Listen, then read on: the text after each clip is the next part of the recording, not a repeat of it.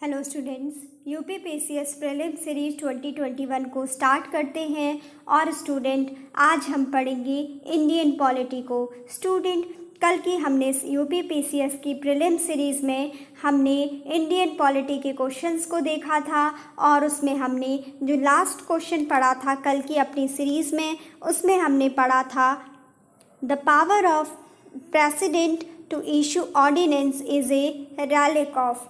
Student, जो president की जो ऑर्डिनेंस को इशू करने की जो पावर होती है उसको कहाँ से लिया गया है। स्टूडेंट, इसको हमने पढ़ा था कि जो प्रेसिडेंट की जो ऑर्डिनेंस को इशू करने की पावर होती है उसको government of India act of 1935 से लिया गया है। और स्टूडेंट, इसको बेसिकली जो government of India act of 1935 है उसके सेक्शन नंबर 42 से ये इस प्रोविज़न को लिया गया है कि जो हमारे प्रेसिडेंट हैं वो किसी भी ऑर्डिनेंस को बिना किसी अपनी इच्छा से किसी भी ऑर्डिनेंस को क्या कर सकते हैं, उसको प्रोमुलगेट कर सकते हैं अंडर आर्टिकल 123। स्टूडेंट, इसके बाद नेक्स्ट क्वेश्चन देखते हैं। Which act for the first time made it possible for Indians to take some share in administration of their country। Student, इस क्वेश्चन में पूछा गया है कि ऐसा कौन सा एक्ट था जिसके थ्रू पहली बार हमारी कंट्री के एडमिनिस्ट्रेशन में जो इंडियंस थे उनका भी शेयर उसमें, मतलब उनका भी एडमिनिस्ट्रेशन में कुछ उनके द्वारा भी पार्टिसिपेशन किया गया। स्टूडेंट, इसका आंसर है चार्टर एक्ट ऑफ 1833। स्टूडेंट, जो चार्टर एक्ट ऑफ 1833 है उसका जो सेक्शन नंबर 87 है वो काफ़ी इम्पॉर्टेंट था। और चार्टर एक्ट ऑफ 1833 के सेक्शन नंबर 87 में कहा गया था कि कोई भी इंडिया का पर्सन उसको किसी भी प्लेस में, किसी भी पोस्ट में, किसी भी सर्विस में या कंपनी के द्वारा कोई भी सब्जेक्ट हो उस पर, उस इंडियन पर्सन पर, उस इंडिया के व्यक्ति पर ग्राउंड के बेसिस पर, जो मतलब रिलीजन के बेसिस पर, यानी उसके धर्म के बेसिस पर, प्लेस ऑफ बर्थ के बेसिस पर, डिसेंट और कलर के बेसिस पर किसी भी प्रकार का किसी भी इंडियन पर्सन के साथ डिस्क्रिमिनेशन नहीं किया जाएगा। ऐसा चार्टर एक्ट ऑफ 1833 के सेक्शन नंबर 87 में ऐसा प्रोविज़न किया गया था। स्टूडेंट, जो सेक्शन नंबर 87 है चार्टर एक्ट ऑफ 1833 का, इसके लिए जो इसके थ्रू ही जो एडमिनिस्ट्रेशन है इंडिया का, उस टाइम पे जो एडमिनिस्ट्रेशन था उसमें इंडियंस के पार्टिसिपेशन को स्टार्ट किया गया। स्टूडेंट, इसके बाद नेक्स्ट क्वेश्चन देखते हैं। इसको हमने 16 क्वेश्चन, कल का हमारा लास्ट क्वेश्चन था। इसके बाद आज हम स्टार्ट करेंगे नेक्स्ट क्वेश्चन से। The distribution of power between center and states as in the Constitution of India is based on which of the following plans। Student, इस क्वेश्चन में पूछा गया है कि सेंटर और स्टेट के बीच में जो हमारे कॉन्स्टिट्यूशन में जो पावर का डिस्ट्रीब्यूशन किया गया है वो किस एक्ट से लिया गया है या फिर किस प्लान से लिया गया है। स्टूडेंट, इसका आंसर होगा government of India act of 1935। Student, जो आज हम जो सेंट्रल और स्टेट के बीच में जो हम पावर का डिस्ट्रीब्यूशन देखते हैं अपने इंडियन कॉन्स्टिट्यूशन में, वो उसका जो प्रोविज़न है वो government of India act of 1935 से ही आया था। और स्टूडेंट, जैसा कि हमने कल अपने लेक्चर में पढ़ा था कि जो भी डायरकी का जो कॉन्सेप्ट है उसको government of India act of 1935 के थ्रू डायरकी के कॉन्सेप्ट को सेंट्रल लेवल पर लाया गया था। स्टूडेंट, इसके बाद नेक्स्ट क्वेश्चन देखते हैं। A federal system and dyarchy at the centre was introduced in India by. Student, इसमें पूछा गया है कि सेंटर पर फेडरल सिस्टम और डायरकी को कौन से एक्ट के द्वारा इंट्रोड्यूस किया गया। स्टूडेंट, इस क्वेश्चन में पूछा गया है कि इंडिया में सेंटर पर डायरार्की और फेडरल सिस्टम को कब इंट्रोड्यूस किया गया, किस एक्ट के थ्रू सेंटर में डायरार्की और जो फेडरल सिस्टम है उसको इंट्रोड्यूस किया गया इंडिया में। स्टूडेंट, इसका आंसर है the government of India act of 1935। Government of India act of 1935 के थ्रू ही सेंटर लेवल पर फेडरल सिस्टम को इंट्रोड्यूस किया गया और सेंटर पर जो डायरार्की का सिस्टम है वो भी government of India act of 1935 के थ्रू ही लाया गया। स्टूडेंट, इसके बाद नेक्स्ट क्वेश्चन है The provision for the establishment of All India Federation was included in the student, इस क्वेश्चन में पूछा गया है कि जो ऑल इंडिया फेडरेशन का जो एस्टेब्लिशमेंट का जो प्रोविज़न है वो हमारे कॉन्स्टिट्यूशन में कहाँ से लिया गया है। स्टूडेंट, इसका आंसर है जो ऑल इंडिया फेडरेशन का जो एस्टेब्लिशमेंट का जो प्रोविज़न था वो कौन से एक्ट में किया गया था। स्टूडेंट, जो ऑल इंडिया फेडरेशन का एस्टेब्लिशमेंट करने की बात की गई थी वो government of India act of 1935 में की गई थी कि ऑल इंडिया फेडरेशन को एस्टैब्लिश किया जाएगा और उसमें ब्रिटिश प्रोविंसेस और जो प्रिंसली स्टेट्स हैं उनको मिलाया जाएगा और इस प्रकार से ऑल इंडिया फेडरेशन को बनाया जाएगा। ऐसा government of India act of 1935 में प्रोविज़न किया गया था। लेकिन स्टूडेंट, इस परिकल्पना को क्या है वास्तविकता में नहीं बदला जा सका। स्टूडेंट, इसके बाद नेक्स्ट पॉइंट है which one of the following acts provided for a federal polity in India. Student, इसमें पूछा गया है कि ऐसा कौन सा एक्ट है जिसके थ्रू इंडिया में फेडरल पॉलिटी का कॉन्सेप्ट आया था। स्टूडेंट, इसका आंसर भी होगा government of India act of 1935। Student, federal polity का मीन्स यहाँ पर ये है कि जिसमें सेंटर और प्रोविंसेस के बीच में, सेंटर और स्टेट के बीच में क्या हो, पावर ऑफ डिवीज़न हो, सेपरेशन ऑफ पावर हो, इसी को फेडरल पॉलिटी कहा गया है। और इंडिया में जो फेडरल पॉलिटी का जो कॉन्सेप्ट है वो government of India act of 1935 के थ्रू आया था। स्टूडेंट, इसके बाद नेक्स्ट क्वेश्चन देखते हैं।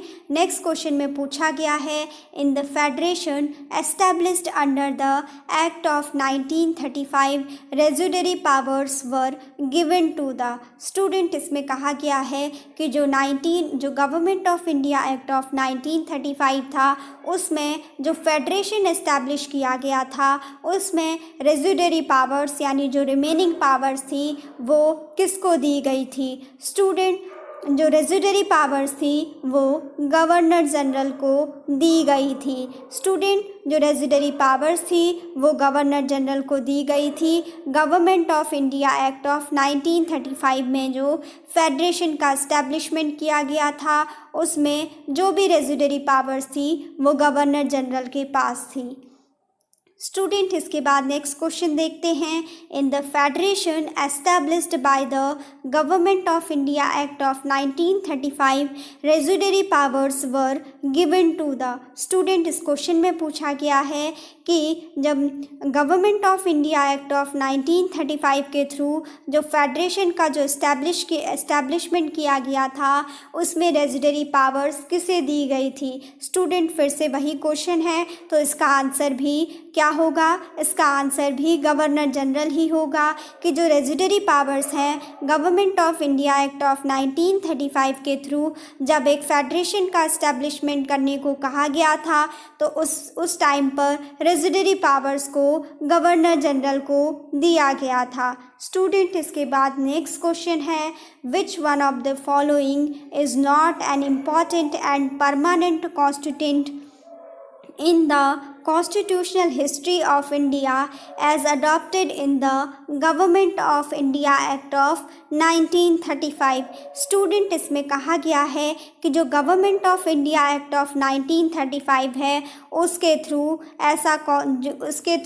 ऐसा कौन सा प्रोविज़न है जो क्या है हमारे इंडिया की हिस्ट्री में परमानेंट कॉन्स्टिट्यूशन है, उसमें उसको इम्पॉर्टेंट नहीं माना गया है। स्टूडेंट इसका आंसर है, ये क्या है, 4 स्टेटमेंट दिए गए हैं, उसमें से कहा गया है कि आपको ऐसा प्रोविज़न बताना है जो कि government of India act of 1935 से जो उसकी दृष्टि से इम्पॉर्टेंट नहीं है और हमारे कॉन्स्टिट्यूशन में उसको government of India act of 1935 से नहीं लिया गया है। स्टूडेंट इसमें 4 जो है यहाँ पर 4 ऑप्शन दिए गए हैं, जिसमें सबसे पहले लिखा गया है a written constitution for the country. Student जो रिटन कॉन्स्टिट्यूशन का जो रिटन कॉन्स्टिट्यूशन के बारे में कहा गया है वो इस government of India act of 1935 में ऐसा कोई भी प्रोविज़न नहीं किया गया था। स्टूडेंट जो कॉन्स्टिट्यूशन की जो डिमांड की गई थी उसको सबसे पहले ब्रिटिश गवर्नमेंट के द्वारा एक्सेप्ट किया गया था और उसे कहा गया था अगस्त ऑफर ऑफ 1940, और इसमें जो ब्रिटिश गवर्नमेंट थी उन्होंने कहा कि जो इंडियंस हैं अब वही क्या करेंगे, उनके पास ही इस चीज़ की रिस्पॉन्सिबिलिटी होगी कि वो अपना कॉन्स्टिट्यूशन खुद बनाएंगे। तो स्टूडेंट जब एक रिटन कॉन्स्टिट्यूशन की बात होती है तो उसके लिए सबसे पहले अगस्त ऑफर आता है 1940 में, और उसके बाद 1942 में सर स्टैफोर्ड क्रिप्स जो कि ब्रिटिश कैबिनेट के एक मेंबर होते हैं वो इंडिया में एक ड्राफ्ट प्रपोज़ल के साथ आते हैं ब्रिटिश गवर्नमेंट के, और जिसमें कि कहा जाता है कि इंडियंस अपने कॉन्स्टिट्यूशन को बना सकते हैं लेकिन वर्ल्ड वार सेकेंड के बाद।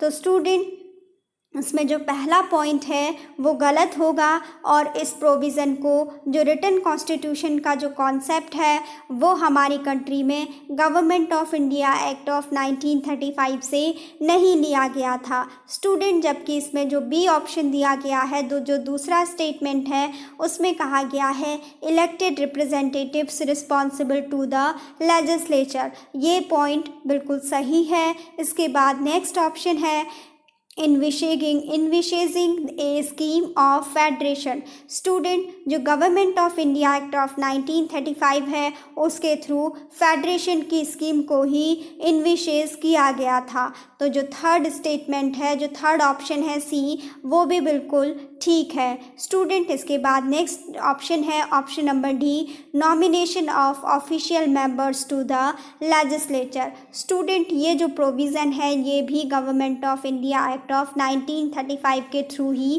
किया गया था। स्टूडेंट इसके बाद नेक्स्ट क्वेश्चन देखते हैं। One amongst the following was not a salient feature of the Government of India Act of 1935। Student इसमें भी यही पूछा गया है कि हमको government of India act of 1935 का ऐसा फीचर बताना, इसमें से ऐसा पॉइंट छांटना है जो कि government of India act of 1935 के सैलिएंट फीचर को ना बताता हो, यानी government of India act of 1935 की जो कैरेक्टरिस्टिक्स है उसको नहीं बताता है। ऐसे स्टेटमेंट को, ऐसे ऑप्शन को हमने यहाँ से छांटना है। तो स्टूडेंट जो सबसे पहला स्टेटमेंट है उसमें कहा गया है the act provided for an all India federation. Student जैसा कि अभी हमने पढ़ा था कि जो government of India act of 1935 है उसमें प्रोविज़न किया गया था कि एक ऑल इंडिया फेडरेशन का इस्टेब्लिशमेंट किया जाएगा और उसमें जो ब्रिटिश प्रोविंसेस हैं और साथ ही जो प्रिंसली स्टेट्स हैं उनको आपस में मिलाया जाएगा। तो स्टूडेंट जो पहला स्टेटमेंट है ये government of India act of 1935 का एक फीचर है, जबकि स्टूडेंट हमने इसमें से ऐसे ऑप्शन को एलिमिनेट करना है जो कि government of India act of 1935 का फीचर नहीं है। तो स्टूडेंट इसके बाद नेक्स्ट स्टेटमेंट देखते हैं। Residuary subjects were allocated to the provincial legislatures. Student ये जो स्टेटमेंट है इसमें ये government of India act of 1935 के बारे में नहीं बताता है, तो ये जो स्टेटमेंट है ये गलत हो जाएगा और हमको यही छांटना था कि ऐसा स्टेटमेंट बताना है जो कि government of India act of 1935 के फीचर्स को नहीं बताता है। स्टूडेंट इसमें क्या कहा गया है, इसमें कहा गया है residuary subjects were allocated to the provincial legislature. Student ये स्टेटमेंट गलत है government of India act of 1935 की दृष्टि से, क्योंकि स्टूडेंट जो government of India act of 1935 है उसमें जो भी रेजिडरी पावर्स थी उनके लिए कहा गया था कि जो भी रेजिडरी सब्जेक्ट्स होंगे उनको किसको दिया जाएगा, उनको वायसरॉय या फिर जो गवर्नर जनरल ऑफ इंडिया हैं उनको दिया जाएगा। इसके ये ना तो जो भी रेजिडरी सब्जेक्ट्स हैं वो ना तो सेंटर को दी जाएंगी ना ही वो प्रोविंशियल लेजिस्लेचर को दी जाएंगी। जो भी रेजिडरी पावर्स होंगी उनको कहा गया कि वो वायसरॉय या गवर्नर जनरल ऑफ इंडिया के पास रहेंगी। तो स्टूडेंट जो इसमें जो बी है यानी जो बी पॉइंट है ये इसका फीचर नहीं है। स्टूडेंट इसके बाद नेक्स्ट देख लेते हैं, it marked the beginning of the provincial autonomy. Student ये क्या है, government of India act of 1935 का एक फीचर है, तो जो सी स्टेटमेंट है वो क्या है, सही है। इसके बाद जो फोर्थ स्टेटमेंट है, डी स्टेटमेंट है, उस पे कहा गया है it abolished dyarchy at the provincial level and introduce it at the centre. Student ये जो डायरकी के कॉन्सेप्ट की बात की गई है, जो government of India act of 1935 है उसमें प्रोविज़न किया गया है कि इसमें प्रोविंशियल लेवल से डायरकी को समाप्त किया गया और जो डायरकी है उसको सेंट्रल लेवल में इंट्रोड्यूस किया गया। तो स्टूडेंट जो स्टेटमेंट नंबर डी है वो भी बिल्कुल सही है। स्टूडेंट इसमें से हमने गलत ऑप्शन को हमने चूज़ करना था और हमने देखा उसको हमने चूज़ कर लिया कि जो भी रेजिडरी सब्जेक्ट्स होंगे government of India act of 1935 में वो वायसरॉय या गवर्नर जनरल ऑफ इंडिया के पास रहेंगे। स्टूडेंट इसके बाद नेक्स्ट क्वेश्चन है, why is the government of India act 1935 important. Student इसमें पूछा गया है कि जो government of India act of 1935 है वो क्यों इम्पॉर्टेंट है। स्टूडेंट इसमें जो पहला ऑप्शन है उसमें कहा गया है it is the main source of the constitution of India. Student जो पहला स्टेटमेंट है वो बिल्कुल सही है। और स्टूडेंट दूसरे स्टेटमेंट में कहा है it gave independence to India, ये क्या है, गलत है।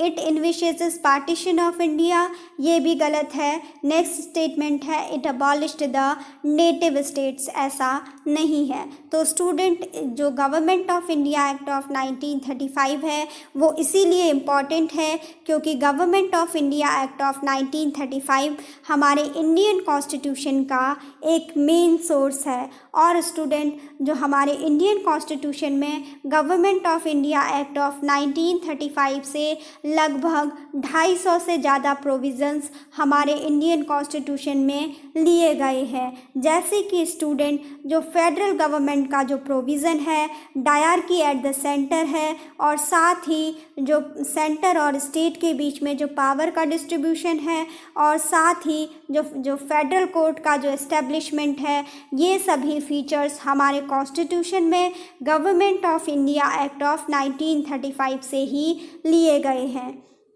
स्टूडेंट इसके बाद नेक्स्ट क्वेश्चन है, which one of the following acts led to the separation of Burma from India. Student इसमें पूछा गया है कि ऐसा कौन सा एक्ट था जिसके थ्रू बर्मा को इंडिया से अलग कर दिया गया। स्टूडेंट इसका आंसर है government of India act of 1935। Student जो बर्मा है उसको इंडिया से सेपरेट कर दिया गया government of India act of 1935 के प्रोविजंस के थ्रू। स्टूडेंट इसमें एक और लास्ट क्वेश्चन है, इसको भी देख लेते हैं। In how many provinces was the Congress ministry formed in the election of the year 1937। Student इसमें ये कहा गया है कि जब 1937 में जब इलेक्शन होता है तो उस टाइम पर कांग्रेस मिनिस्ट्री कितने प्रोविंसेस में बनी थी। स्टूडेंट इसका आंसर है कि जो प्रोविंशियल इलेक्शंस हैं वो ब्रिटिश इंडिया में 1936 से 1937 में government of India act of 1935 के प्रोविजंस के थ्रू उनको मैंडेटरी माना गया था। और जो इलेक्शंस हुए थे वो 11 प्रोविंसेस में हुए थे। ब्रिटिश इंडिया के 11 प्रोविंसेस में हुए थे, जिसमें जो 11 प्रोविंसेस थे उसमें थी मद्रास प्रोविंसेस, बिहार प्रोविंसेस और सेंट्रल प्रोविंसेस,